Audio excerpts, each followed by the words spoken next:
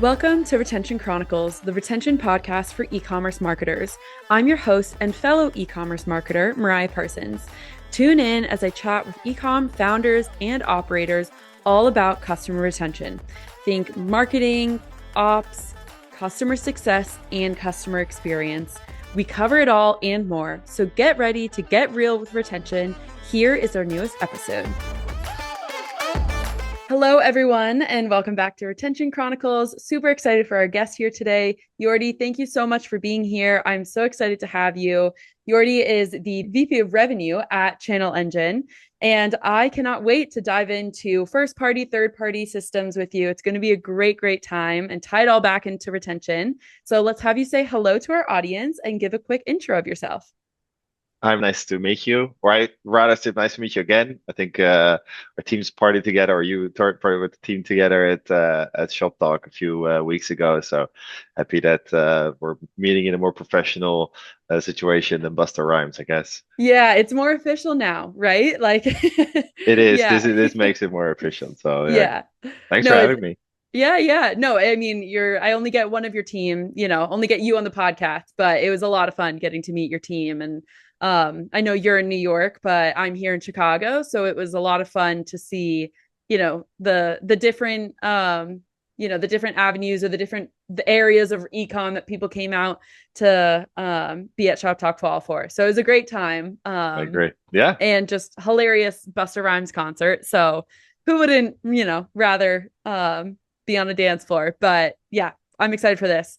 Tell us a little bit about your background, how you got Yep. into working at ChannelEngine. It's always fun to hear the context behind, how someone finds themselves in the seat that they're currently sitting in. Yeah. Thanks for the question. So as you might hear, I have a bit of an accent. So originally I'm from Europe, from the Netherlands. That's also where my previous company, where I worked for a decent amount of years, was situated or founded from. It was a B2B e-commerce platform called Sana Commerce, and yeah, basically they asked me to relocate to the US and start some endeavors here, and that was very fun. A lot of learnings, gave me a lot of foundation for both software, for the commercial side of it, for running teams, but also e-commerce. And actually, that's where a lot of my passion is, and still, keeps developing. And that's also where around 3.5, 4 years ago, I moved to ChannelEngine. They asked me to set up the US, and that sounded like a very exciting opportunity. And part of that excitement was that I moved from a little bit more old school e-commerce world, which is more ERP related, towards a more newer e-commerce world, which is marketplaces. Mm. So, we even almost skipped the whole just e-commerce platforms or D2C platforms and really went to those marketplaces, which is currently a very big trend. And I stepped in right during COVID period, and I think that's also where ChannelEngine was like at a boom because everyone's purchased everything on marketplaces instead of in store. And yeah, I think that was a very exciting time. Yeah, great time to get into it, right? Or at least be in the midst of it. So for our listeners, because our listeners are anywhere from aspiring entrepreneurs just building out their own ecom brand, or some of the leading e-commerce enterprise founders and brand operators. So give us a little bit of a synopsis of like ERPs and then marketplaces, like pros and cons to each of them with that quote unquote older e-commerce to newer e-commerce transition. Yeah, I think it's there's a ton of different companies where what their history is. So there are, let's say, the traditional B2B manufacturing type companies where I used to work with more. That is still a group we work with. So think about the Unilever or Electrolux of the world, and they're now trending into their marketplace endeavors. Where at the flip side, you have full D2C only brands, like an Integra or Launch, like those brands are like more D2C focused, and they're going so fast and so hard into the market, and they're very smart about it. So it's very interesting to bring those or to see both of those angles. And there's everything in the middle, right? Smaller companies, one person organizations, or very large corporations that are still trying to figure out what is D2C or what could it mean for them. We have customers like Sanofi or Opella, they rebranded, and they're in the start of their D2C endeavor, and those are all like very exciting ways to help organizations. And yeah, that's where you also see the often younger people or more fast moving people from the D2C brands, they get into those large organizations and like disrupt things because D2C is of course the third party orders is or sorry third party slash the D2C orders are a lot more let's say often higher profits but a lot more operational is needed in order to facilitate them, if that makes sense. Yeah, yeah, for sure. I think that that'll resonate a lot with our audience. So tell us, now that we kind of have the basics of your background, tell us more about ChannelEngine, and your like day-to-day responsibilities, and then we'll get into our thought leadership, section of the podcast. Yeah, so ChannelEngine is a marketplace integration and management platform. So we help brands and resellers globally to connect to over 950 third-party sales channels. Think about Amazon, Walmart, eBay, but also smaller things along the way, or newer ones like Macy's, Kroger, Best Buy, Target. Those are all in the US, and there's hundreds and hundreds in other regions that we facilitate. And we help those brands and resellers to not only list their products, but also optimize it, do better in sales, run their pricing, inventory, promotion, a lot of back-end operations in order to make sure full end-to-end offering for those marketplaces. Yeah, wonderful. That's usually the complexity that these brands get into, and we're trying to help resolve it. Yeah, and each marketplace has their own, Amazon being one that I think most consumers will be familiar with. If they don't have a subscription, then they at least know of it, right? So we use it as an example, but each of those marketplaces that you listed, or in Etsy or Macy's or Kroger or anywhere else, Target, they each have their own special, I guess, requirements where you can Yes. optimize your page to do well on each of those marketplaces, which I don't think, unless you're in the seat, that you would care about understanding those algorithms. So the normal consumer probably wouldn't know that. And I just actually recently learned that there are also marketplaces, which, correct me if I'm wrong, I want to hear your opinion on this, but there are marketplaces for certain types of businesses, whether it's, minority owned or like specific types of products, right? Like I did not know there was different marketplaces for, founders who, like, women founders, or for Black founders or Latina founders, of just like their marketplaces specifically made to support the, I guess, type of person, the type of founder. So is that something that you all like? Did I just pull that out of thin air from No, no, I industry think there's hearings, there's or? there's a lot of like also preference of working with certain groups of minorities. Mm-hmm. What we see even more is niche marketplaces.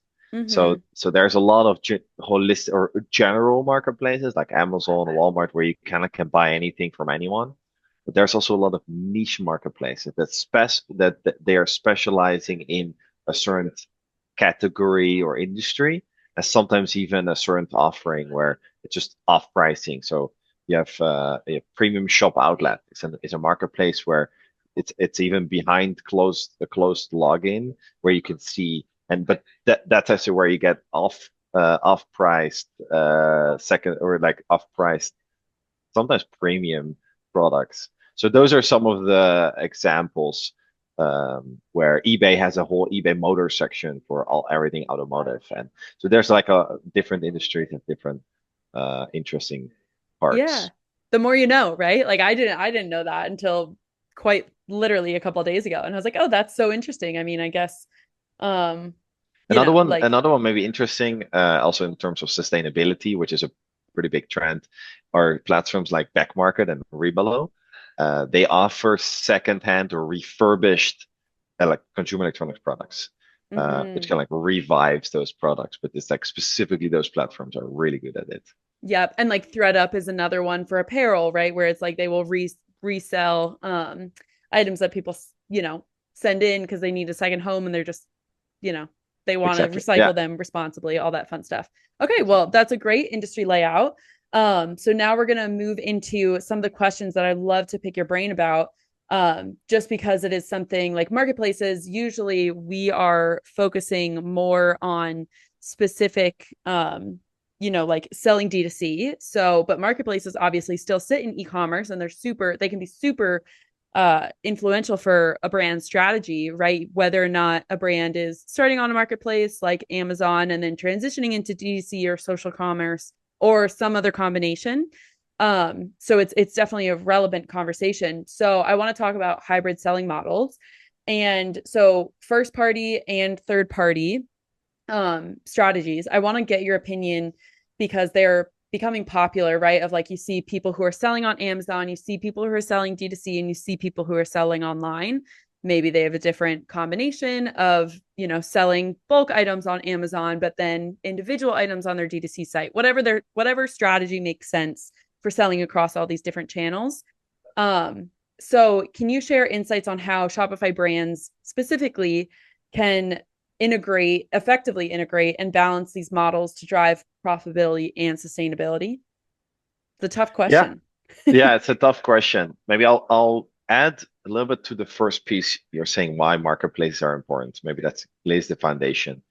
So um, maybe as a foundation, we call marketplaces third party, which means you're selling it on a platform, but you're the seller of record. So you're still selling the product. You're sending the product typically to the end consumer directly yourself. First party or 1P is, or more the vendor model, that's a B2B transaction. So you're selling it to Amazon and Amazon is selling it for you. So that's kind of like the difference between those two. Great Before I dive clarification. into Yep.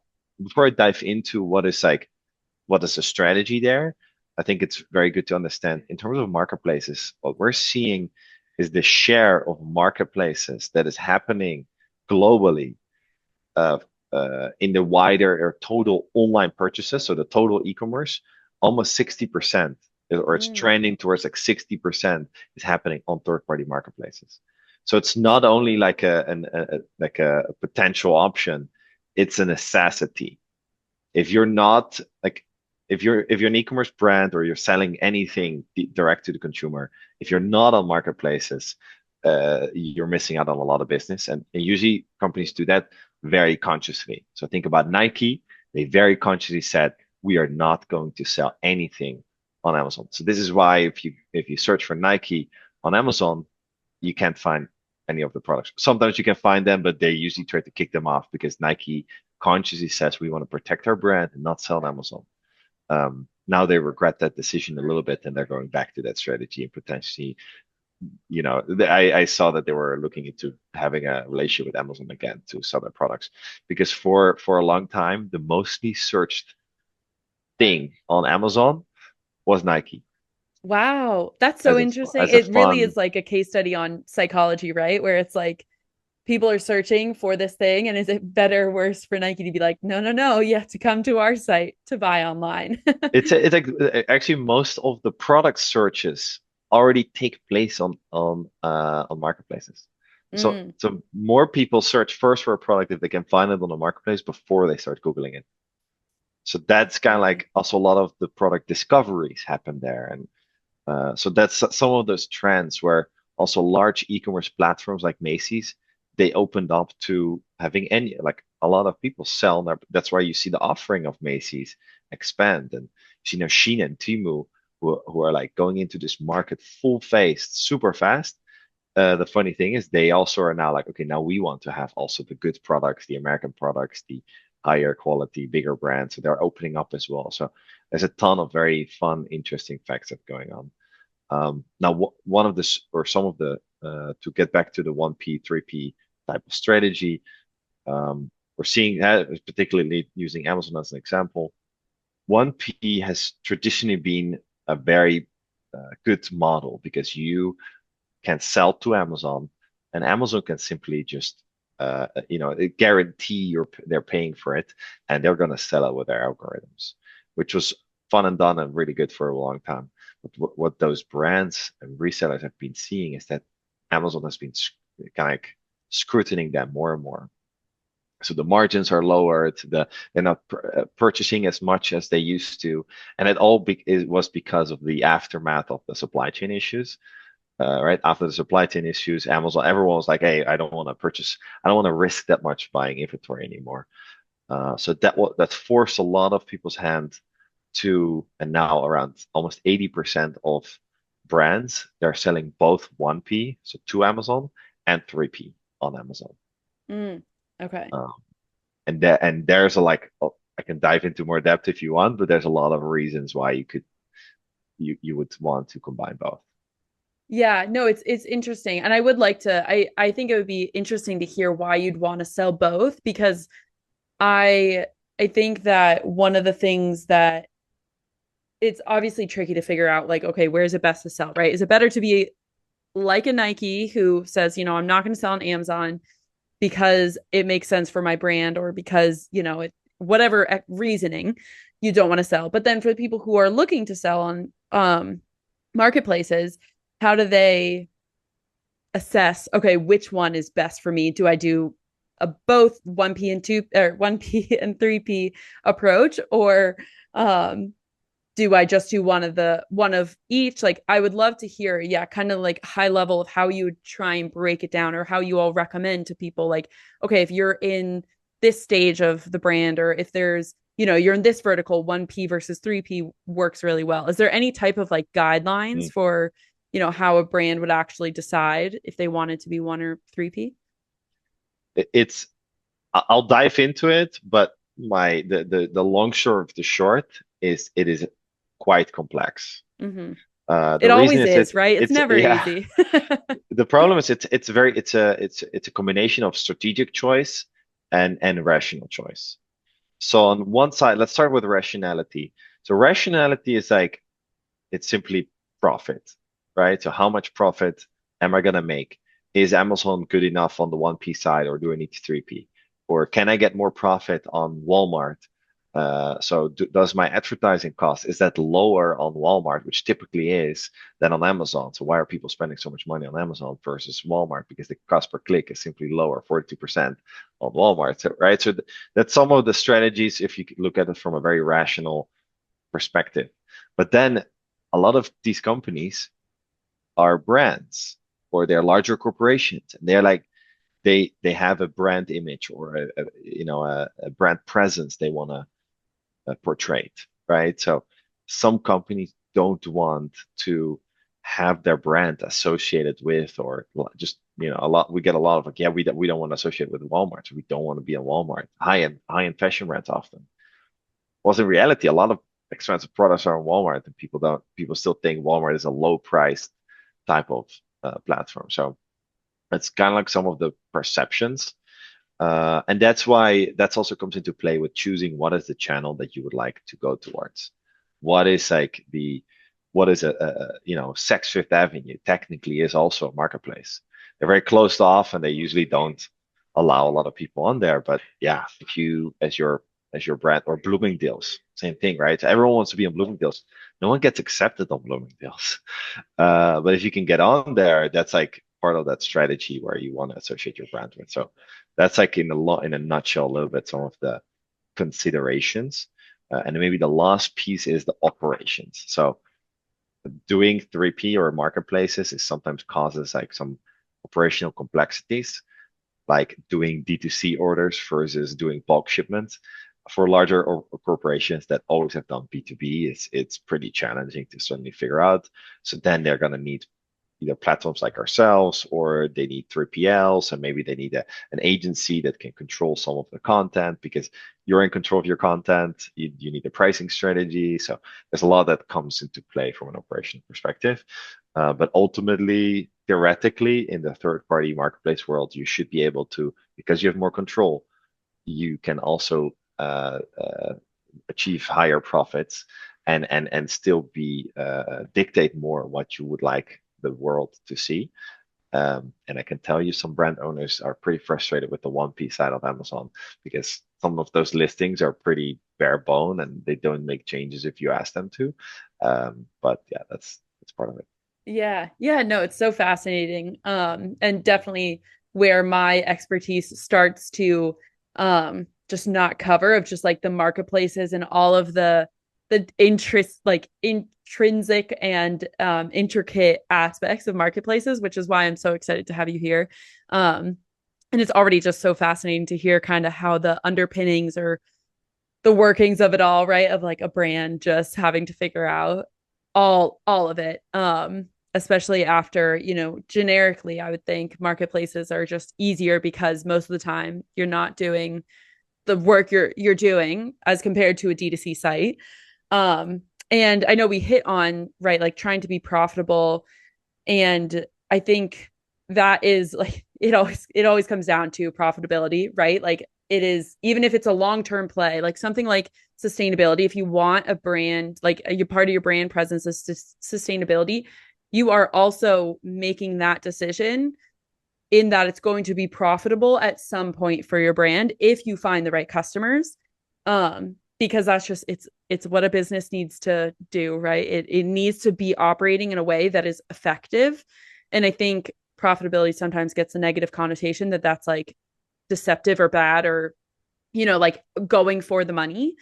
But I think there's a way you can be profitable in which customers are like, no, I very much love the approach that this brand takes, whether it's on a marketplace or their D2C site. And that's why they shop with them, right? Like, so But I it's would also love, that brand positioning, that yeah. you have control of it, that you know where you can sell it, Mm-hmm. that gives a certain brand image of sustainability, for example.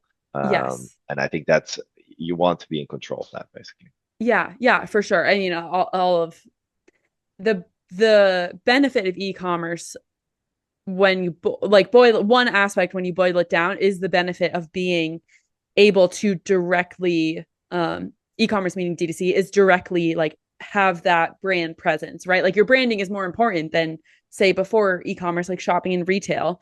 Um, because it is something that you can be directly in someone's inbox, their email or their text messages and all that.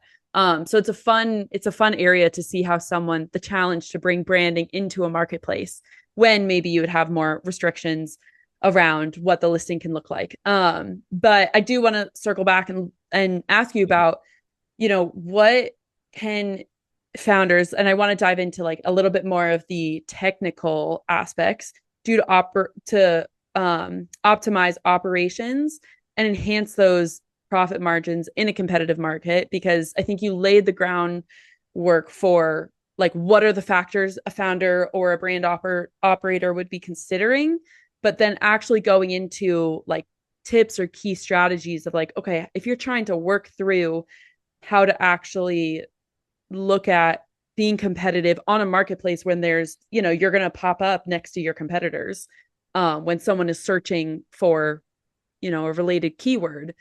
Um, how do you all look at, I see XYZ competitor and we need to stand out for this brand positioning or this price or XYZ? Like, how do you start to kind of, I guess, audit a listing on a marketplace to improve it?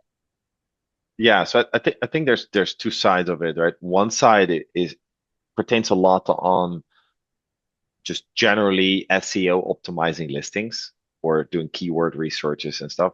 We're doing less of that. So usually it's something that also agencies get involved in.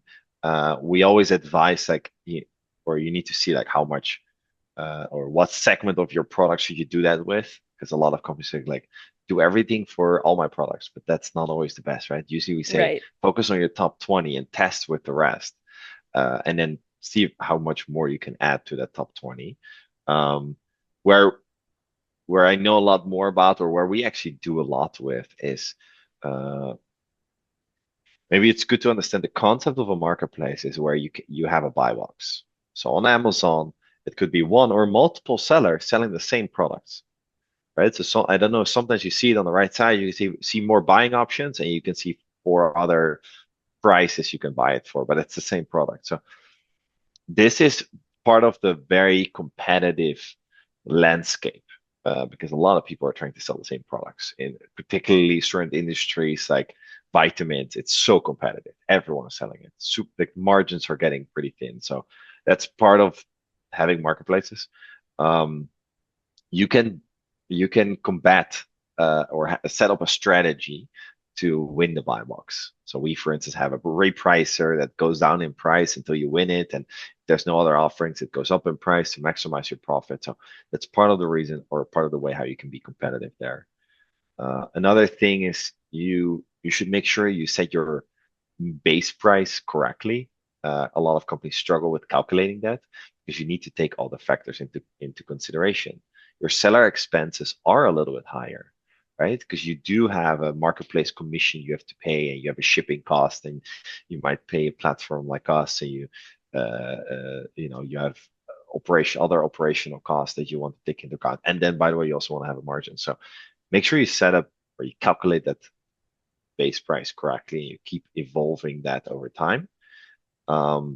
Then something we do a lot is virtual bundling. We don't do it for all industries, but often for CPG or FMCG, as well as fashion apparel, is where we bundle products together and we create a new product. It's a virtual bundle, so in the back end, we basically split the order, and it's still the three different products we sent to the warehouse. But on the marketplace, it shows us, hey, this is a combination or a multi-pack, right? So you see a marketplace a lot multi-packs for lower priced products in order to maximize or increase your average order value and therefore decrease the cost per order and improve the profit. And lastly, maybe most importantly, is insights. Make sure that your data is correct, that you know what's going on, that you can make your P&Ls correctly, that they will evolve and change over time. Make sure you know what's going on from a sales perspective, inventory perspective, and track everything across the board, because otherwise you're going to be lost. Yeah. Yeah. Okay, that's just a side note because I didn't know like virtual bundling. I haven't had that term. I know like it is sometimes more profitable if you can have a higher AOV, especially for something where you're selling like vitamins, right? If you're selling multiple different types of vitamins, then if it's usually like a 10 or 12 or $20 jar, if you can obviously make it so that there's multiple, then having a higher AOV, then you get more profit on that. But then the back end being it's not like disrupting your normal fulfillment process is fascinating. So if Maybe the someone last one is I actually forgot is a lot around returns. Certain mm, industries have high return rates, and you have to think of it from operational costs, right? Bundling two products together and sending it to the same address. The shipping cost is exactly the same, yeah, which is often 15% of the product, how much the product costs. So similar for returns, it's even worse because you just have to give a full refund, but you have all the operational costs of sending products and receiving them, and so, return labels and all that kind of stuff. So how are you going to make sure you limit or lower the return rate of your products in order to make sure you increase your profits?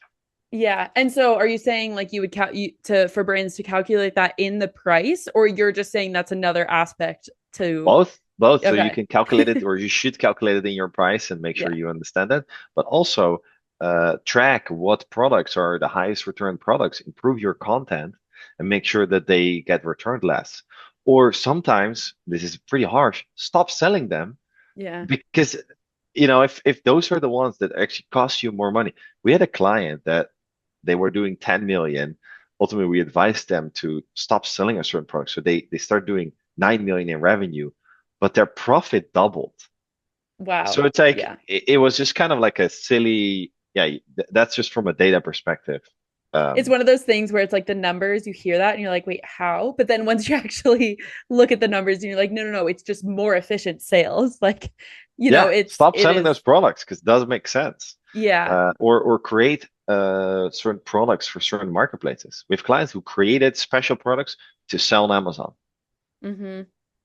That's Yeah. some of the things as strategies to make it more complicated to do. Yeah. Yeah. No, I definitely know some brands who, have used the benefits of marketplaces and then, selling like selling certain products and then when they start to branch out, then going the D2C route and all, there's a whole strategy that we do not have time to get into today, unfortunately. Unfortunately, not. But the point of returns, this episode will be out before this one is, so our listeners will have listened to it. But we recently had we recently had the conversation on the podcast around just how much returns can really make or break the profits or the operations side of owning having your brand, and the it's inventory costs at the end of the day too if returns are just sitting there. So that conversation is more about, how do you like returns management.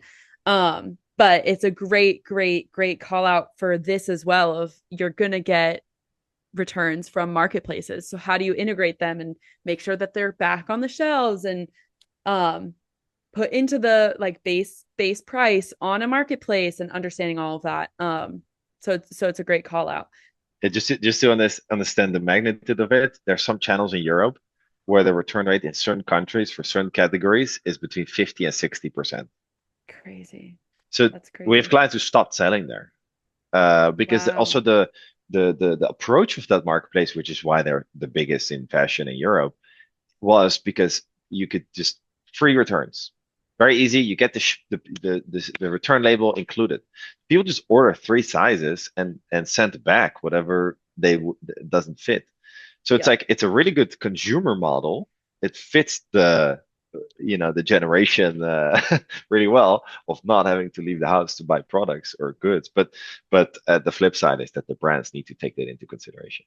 Yeah. No, that's great. I learned that that's actually called wardrobing when, That people. I now I learned There you something. go. Okay. We're learning new terminology here. Yeah, because you try on like your true size and then probably, size smaller and size lower. You order those, try them on and then see, and then, send back the others. So that's a learning from It's that not episode. sustainable, by the way. As a No, consumer, I call out consumers for it a little bit because it's not sustainable. no, it very much is not. You're paying, there's a lot of, yeah, Yeah. just the emissions and the packaging and the all of it. Yeah, it's not the way to be. Just hopefully websites have a good size chart and like all, a lot of times this is with apparel or something you try on that people wardrobe or wardrobing is a problem. Um, so yeah, just be as consumers, it's on us to be a little bit smarter. But that is a whole other episode, and everyone can go listen to it to learn more about that. So I want to talk about just when, because we're obviously talking about marketplaces over this episode, but when should a brand really consider launching either a multi-channel approach, or if they've been considering, expansion into a different, either into marketplaces in general or a different marketplace, or one versus 3P. How does a brand even approach that? What are some of the best practices that you and your team as experts can share with our audience? That's a good question. Also complex answer, but I think in general, usually companies start to note when they want it. So when they have, usually it all comes down to growth goals. Brand wants to grow faster than they're growing on their D2C website. You're gonna need the traffic that hits those websites in order to grow. So that's usually a trigger that could be specifically in a certain industry or a certain region, right? So it's like, hey, I want to launch in Europe, but I don't, people are not hitting my website. What do I do? Right? So that's part of it, where that's really starting with marketplaces. Um, Venturing into like, hey, I'm doing Amazon or Amazon or Walmart, but what else is there? That goes a little bit more into that. Hey, how often do you also want to grow, but also what are your potential profitabilities that you can reach in certain platforms, right? So, as an example, TikTok Shop commissions of that of them are much lower. So we see certain companies they can spend a lot more advertising or they give more discount on TikTok Shop because they have lower seller fees or more, and they're doing really well. So sometimes they prefer even selling on a TikTok shop over Amazon because they get more margins. And Amazon is just a crowded space and everyone is selling anyone anyway. And the advertising costs a lot of money. So it's a combination of that growth or profitable growth in order to that would trigger you. Yeah, making selections or which platforms are good for you, that needs a little bit of expertise. So asking those questions and asking companies like us or sometimes marketplace agencies or just doing your research, seeing what are the conditions of these channels might help you. Yeah, a lot of like founder groups too. I think there's a lot of resources. So finding, someone who's done it before is usually a pretty good place to start. And then going to industry leaders like you all to just be like, okay, technically speaking, how do I start to even do this? Because it can be a lot to undertake. So I Sometimes just start, like also start it, test it, see how it goes, right? It's like yes, you need to invest some time in learning it, doing it, but also if you never try, or we have enough companies who are like postponing and they're just not starting it or not trying it, and it's like yeah, you're gonna always research things and never do anything. So also at some point just start it, do it. Yeah, it's like decision indecision or Yep. like decision paralysis or whatever the cute little saying Decision is. paralysis. Yeah, yeah. Yeah, that totally makes sense. So I want to also just tie this back to customer retention, and we'll just hit on this really quick before we wrap up. Just because I know that there's a lot of focus, obviously, on acquisition, and that's what the majority of this conversation has Mhm, been of like, how do you grow? How do you get into another mhm, channel? How do you optimize it? How do you get that consumer? Um, and I want to talk about like how marketplaces can help retain customers because I think that's something that maybe scares founders of going into marketplaces. I've heard a lot of founders talk about like, I've started on a marketplace and then tried to transition to D2C and it's difficult because I can't get that consumer data that I want to interact and retain those customers. So what would you kind of say to someone who's struggling with customer retention or trying to figure out their retention strategy along with a marketplace strategy? yeah, that's a good question. Um, there's different strategies different ways you can do this with. It is more challenging, right? So just to be honest, there is a gap because often you don't get that email address. You get a randomized, anonymized type of email address, and that's it. Which causes you to not be able, and usually even probably if you get the email address, they don't allow you to suddenly start emailing them and stuff. So a second strategy that we sometimes see, which is also tricky, is when you're sending packages to include flyers or offerings to like, hey, 10% discount on our website. Also, that is technically not allowed. We still see people do it, but it's just like, how can you trigger them from buying one product somewhere to to buy the rest of the products on your website?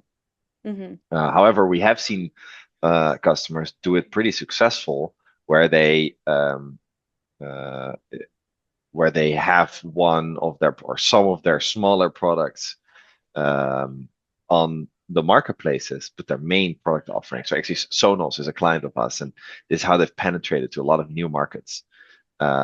Right, and I think that's a very clever way of doing it. Like the offering is limited, and then if you want to buy the full package, you can. But I don't know if that's still their way of doing it, but there's like ways to trigger people to still come to your website. So that's I would say, second piece. The third piece is often what larger companies do is mostly identifying customer profiles. Whereas like you have the customer data, you have the sales data, you have limited customer data, but you have sales data. So you know who is buying what type of products from where, and often throwing that in a data lake, and that helps with understanding your customer profile. Um, and lastly, what I think is exciting, and that's stuff that usually agencies do more, or they know more about, is they can they actually started doing these retention things inside of Amazon. So Oh, you can like do email follow-ups, and it's like a newer thing. I don't know exactly how it's called, but in Amazon you can now start doing some of the retention tactics to like have repeat orders, because you can also have repeat orders on Amazon, right? yeah. There are subscriptions where you can, if you subscribe now, then you get your next products for free. So you can set up a lot of retention pieces in those platforms, because the unfortunate truth is the buyers that buy on these marketplaces, buyers like you and I, sometimes just prefer buying on Amazon. Love your website, but it's still annoying. And Amazon, I get the guarantee, I have the shipping, I have like my Prime, like everything works. I can search my previous orders, order it again. So the consumer benefit of that sometimes is just, yeah, you have to go with it, and therefore make sure that the retention or repeat orders happen in the Yeah. platform. Yeah. They're all great points. And I've heard, other industry experts also throw in the caveat of treating different customers on different channels differently, where maybe someone's shopping with you on a marketplace because of that convenience or because of that marketplace's market share or policies or whatever else, but then a different customer is coming to your site directly because they want to shop and they understand that, shopping directly with someone is more profitable for that smaller business. So they're going to pursue that and put themselves out of a little bit more convenience for that marketplace. So I think it's all great things to consider. And I know we're leaving our listeners with a lot. So it was great to have you here today, Jordi. Thank you for making the time. And I am excited for the next time our teams will be able to get together, maybe at Shop Talk. We'll see. But this has been great and really educational. So thank you. Yeah, thanks for having me. Really enjoyed it, and yeah, looking forward to it. If there's any questions, reach out. Yeah, thanks for having me. Okay, wonderful. Sounds good.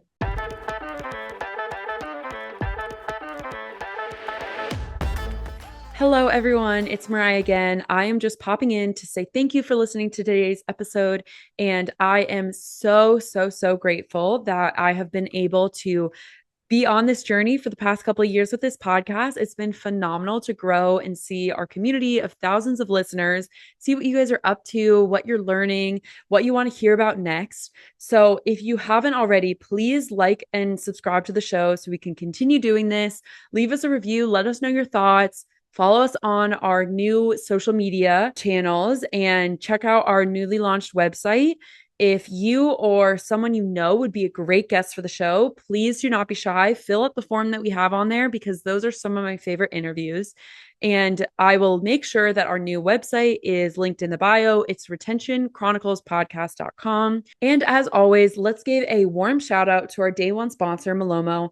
As you already know, Malomo is an order tracking platform that enables Shopify brands to take control of their transactional email and SMS through branded order tracking. What does that mean? That means you ditch those boring carrier tracking pages, the all white pages that have nothing on them but a tracking number and an update on the date of your estimated arrival, and swap those with pages that actually match your brand and can help you convert on some of your goals. Customers like you and I obsessively check that tracking page when we're looking for our order at our doorstep, an average of 4.6 times, if you can believe it. Yes, customers are going to that page 4.6 times. So don't waste out on all that customer engagement and instead send them to a page that converts in the way that you want it to. I am talking dealing with shipping issues, having cross sells and upsells, having your social media on there, your loyalty programs, anything that you can imagine. So if you want to learn more about how to do that, go to gomalomo.com. That's GOMALOMO.com. And if you didn't get that, don't worry. That website link for our sponsor, as well as our podcast website, are linked in our episode description. So with that, I will sign off and see you all next time.